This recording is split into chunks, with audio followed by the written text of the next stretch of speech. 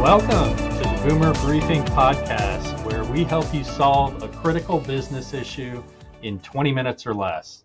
I'm your host, Jim Boomer, shareholder and CEO at Boomer Consulting. And with me today is Kirsten Phenicie. Hi, Kirsten. Thank you for being on this episode of the podcast. Thank you for having me. I'm excited.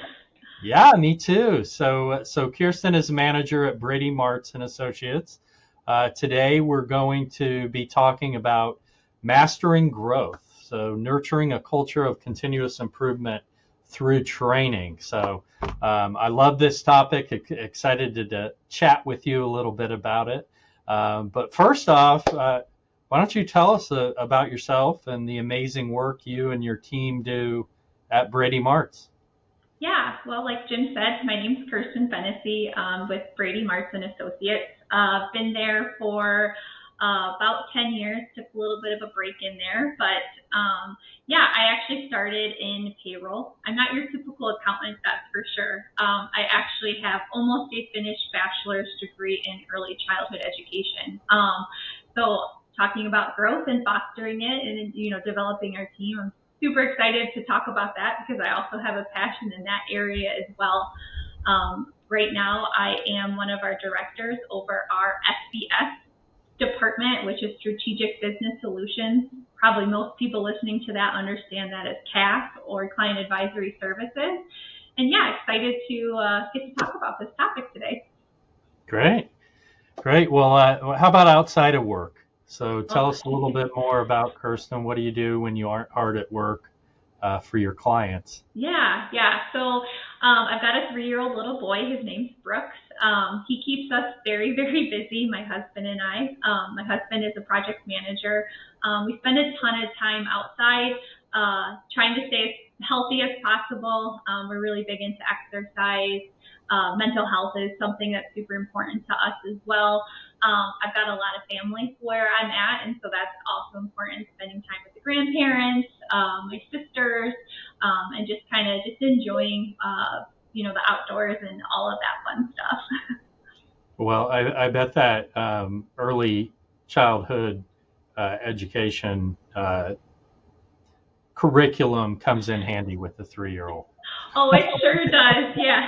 He sometimes throws me for a loop, though. I'm like, well, this wasn't in a book that I've read before. Yeah, they are perplexing at times. Yeah. Well, good. Well, so tell me, what do you aspire to be when you grow up? How do you see your role at Brady Martz evolving over the next, say, 5 or 10 years? Yeah, again, with not having your typical accounting background, right? I do have a bachelor's degree in accounting, transitioned in that, but I don't also hold any credentials at the moment. So again, that's not your standard public accounting firm, associate, senior associate, through the grapevine of your public accounting firms. I really want to push the bar in saying you don't have to have those credentials to grow, right? Yes, they are very important, but again, some people aren't great test takers, and some people aren't, they don't have the time for that kind of stuff. But I also want, everybody to understand that you can still grow, you can still do great things. My goal in 5 to 10 years is to be a shareholder at this company. I love it. They've done nothing but take amazing care of us. And it's something that, I try to stress to everybody that I work with is, you don't have to be that typical auditor or tax, right, to really grow and have a wonderful career in public accounting. And I agree with you 100%. While I have my CPA, I certainly would back you up. That is not the end all criteria for someone who's very valuable to an organization, and we've been talking about that for years. So those are great goals. I also want to hear a little bit. I know you're a valuable member of our transformation circle, have been for a few years. So if you can tell us a little bit about your experience in that community.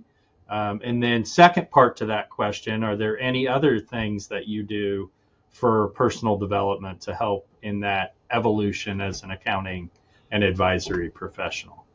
Yeah, so, with Boomer incoming, to your guys' circles and, meeting the people, I mean, the biggest thing is the networking, right? You're coming together with a group of like-minded firms, right, that are either at just the beginning of their journey in CAS or SBS, and developing and building that out. You meet other firms that are in the middle where it's real messy, and you meet other firms where it's, here's where we started, here's where we're at, and how we're being successful with it. We get a community together and problem solve a lot of the things that almost all firms seem to run up against, capacity, training, growth, capacity, all of those different things. And it's great to, understand that you're not alone in that process, right?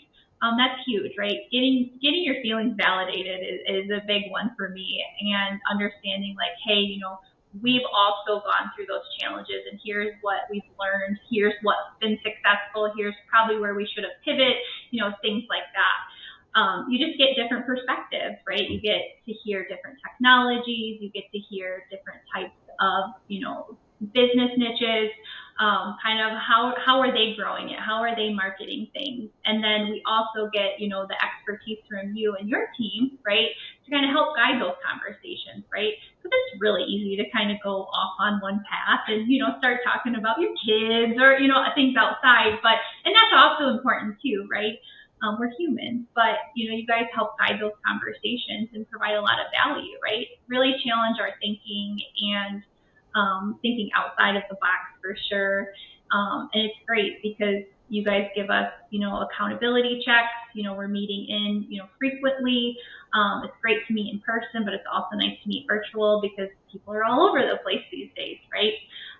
So it's been awesome to be a part of, the Boomer Consulting Group and getting to be a part of it and grow with it as well.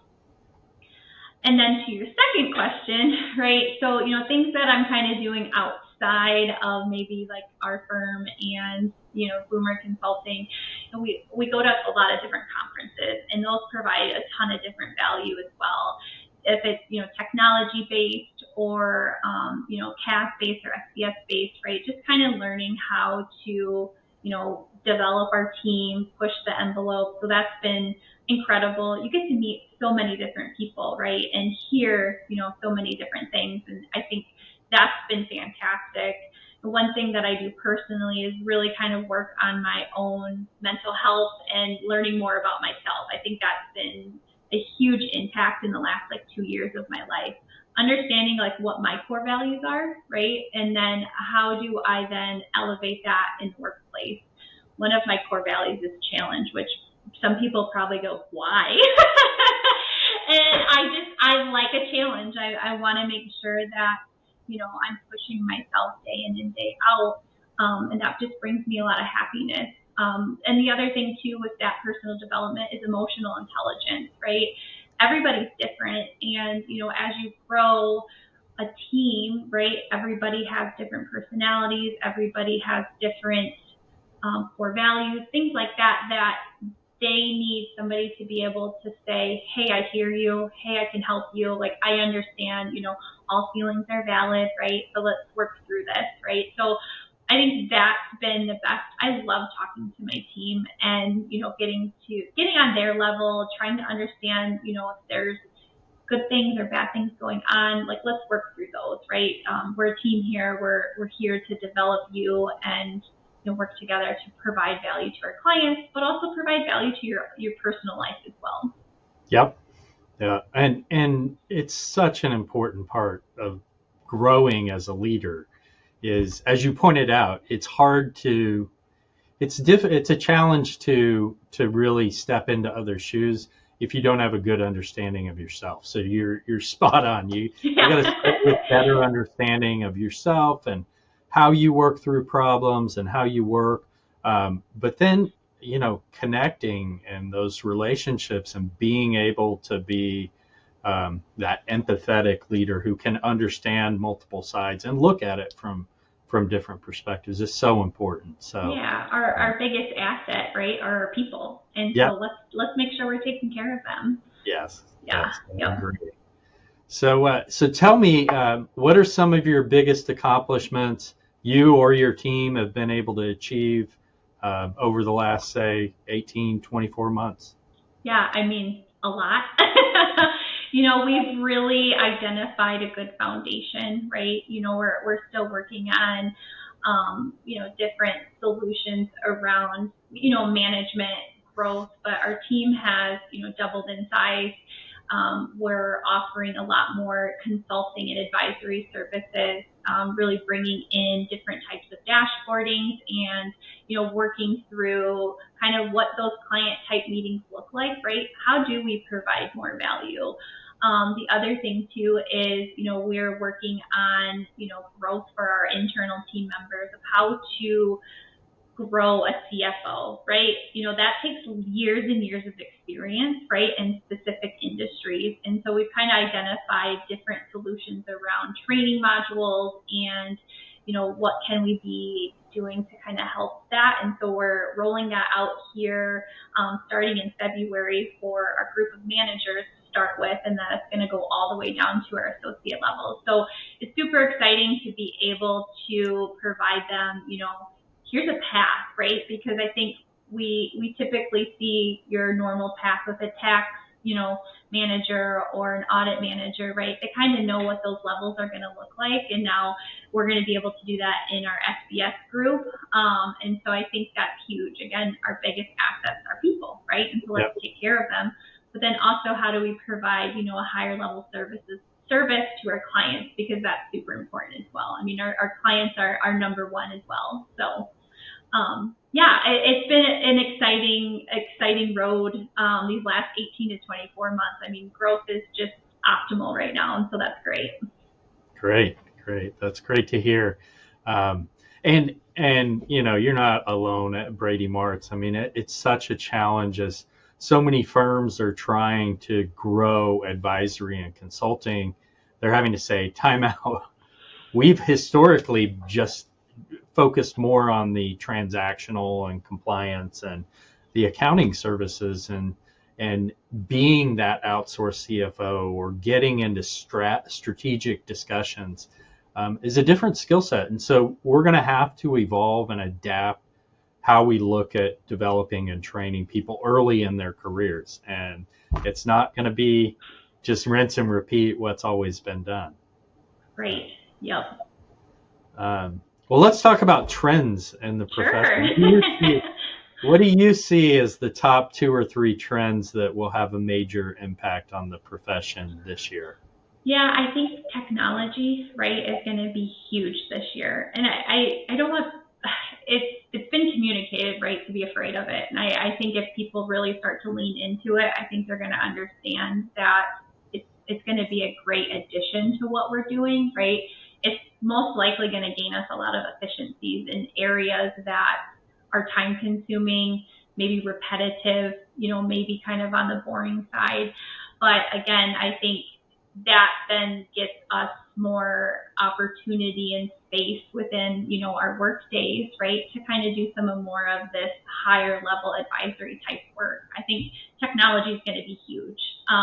I think another trend that we hear a lot about is capacity. I think we're going to always hear about that. I think, we can continue to talk about capacity and that, graduates aren't coming out of school with accounting degrees as much as we'd like to see, et cetera. But I think if we lean into that technology piece, I think we can alleviate some of that, right? I also think we're going to see a push at a lot of different accounting firms to kind of, fit ideal clients in, right? We're going to want to work with clients that want to work with us, right? And so I think we're going to see a big shift in that, maybe transitioning clients in and transitioning clients out. And I think that's okay, right? We're all human. We all have different personalities, right? Certain clients just might not be the right fit, or vice versa. And so I think we're going to see a big shift in that as well, because we all want to come to work and enjoy what we do. And so I think having the right type of clients is going to be one of those big areas for sure. Yeah. Well, and all three of those kind of converge, really. Yeah. They're so interrelated. And a previous topic we discussed, that whole traditional accountant, CPA versus people who maybe come from a different educational background or work experience background. I mentioned changing our mindset around education and development. It's also hiring. I mean, I think all of those are what we're going to have to do to address the capacity challenges. And you're so right on the clients. I mean, we work with CPA firms all the time, and we see it over and over. There's so many of these clients that, there's relationships, and they were what got the firm to where it is. Yep. But with any business, often what got you to where you are today isn't what's going to get you to where you want to go. And so you do need to be a little more diligent, and you don't have to do it in a mean-spirited way.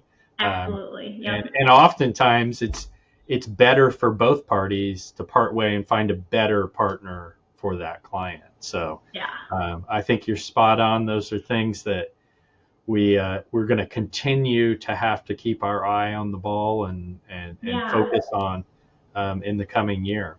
Yeah, and one more thing kind of comes to mind too, right, is a lot of firms are out there kind of looking for this, here's this package, here's what you need to do, right, to become advisors and to be, how do you service these clients? And I think we have to take a step back and say, it starts with a conversation, right? And those conversations begin to grow. And so, I hope that the trend, right, coming into this, 2024 year is that firms are able to kind of take a step back and say, it's not built, we have to build it. And that just starts with one conversation with the client that fits. And so don't get so hung up on, well, if we don't have this done, we can't service these clients or be advisors, right?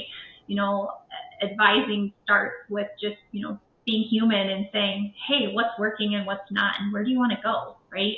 That's been a piece of advice that I've been provided within our firm is, don't get so hung up on, having scripts made and having all of this stuff ready to go. Just go in and be yourself and have a conversation. And that will just start to grow and really help you be successful in the advisory area for sure. Great point. I was in a meeting with a bunch of consultants. I think it was Ron Baker who said, when you're an accountant, you're primarily paid to provide the right answers.